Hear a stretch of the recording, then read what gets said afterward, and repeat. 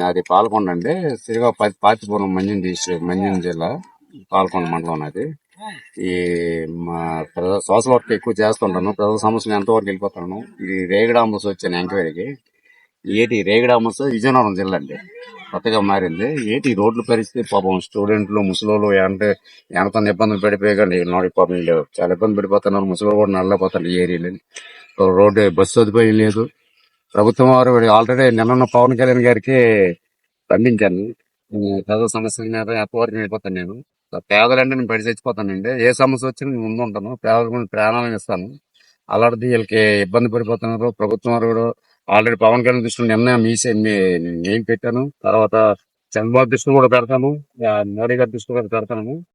ఇది ఇదేంటంటే ప్రభుత్వం కూడా వెంటనే బస్సు సదుపాయం, పేదలకు ఇబ్బంది లేకుండా బస్సు సదుపాయం, స్టూడెంట్లకి ముసలి వెళ్తుంటారు.